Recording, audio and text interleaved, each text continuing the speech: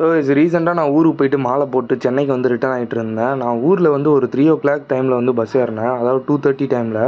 நான் வந்து கள்ளக்குறிச்சிக்கு வந்து ஒரு 3:00 அந்த மாதிரி வந்து ரீச் ஆகிட்டேன். நான் போன பஸ்ஸில் வந்து ஒரு படத்தை போட்டுருந்தாங்க.